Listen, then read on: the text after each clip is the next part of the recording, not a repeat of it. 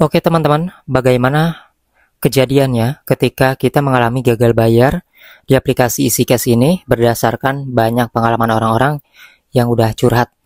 Karena aplikasi EasyCash ini adalah aplikasi pinjaman online resmi OJK dan juga tergabung ke anggotaannya dengan AFI ya.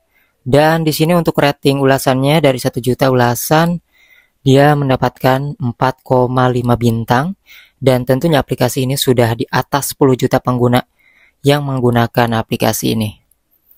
Lalu seperti apa pengalaman orang-orang yang curhat gitu ya, mengalami gagal bayar di aplikasi EasyCash ini? Oke, di sini saya tidak membahas aplikasi EasyCash ini ada DC-nya atau enggak, ya DC lapangannya atau enggak kayak gitu, tetapi kebanyakan dari teman-teman kemarin juga ada yang cerita, ada yang udah 3 tahun galbay di EasyCash sebesar 50 juta teman-teman. Tapi nggak ada DC yang ke rumah katanya, entah itu gimana ya, ataukah dia memang jauh lokasinya dari DC atau dari kantornya seperti apa, saya kurang tahu. Yang pasti itu banyak banget teman-teman ya, yang nominalnya itu gede-gede. Bahkan ada juga yang galbay 9 juta di tahun 2023, hingga saat ini itu tidak ada DC yang datang ke rumah. Nah tetapi aplikasi EasyCash ini biasanya di 2 bulan awal pertama kita galbay itu ada yang namanya tagihan teman-teman ya, paling setelah-setelahnya 2 bulan pertama galbay itu akan ada DC yang nelpon yang nagih kayak gitu.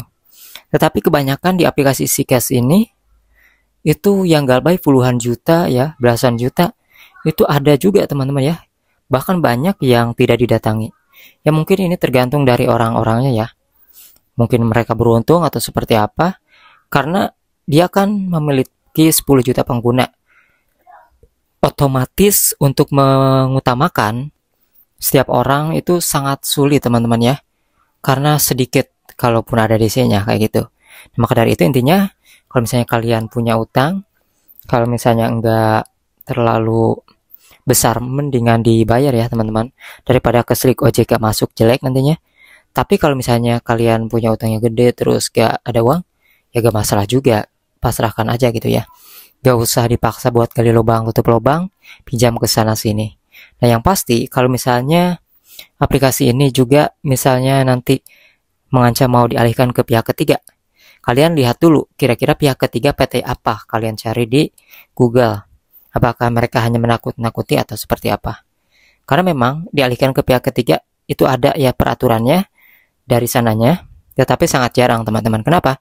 Karena aplikasi pinjol tersebut itu harus mengeluarkan uang lagi, apalagi menurunkan DC kan tetap uangnya dari si perusahaan pinjolnya teman-teman ya.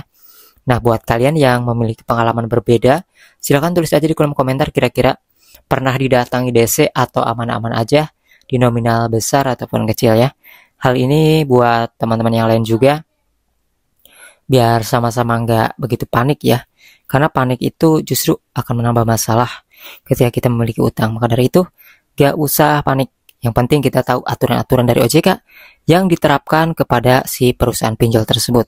Apalagi DC-DC lapangannya kebanyakan tidak tahu aturan yang baru teman-teman. Yang penting kita yang lebih tahu dari mereka, kita yang lebih pintar dari mereka.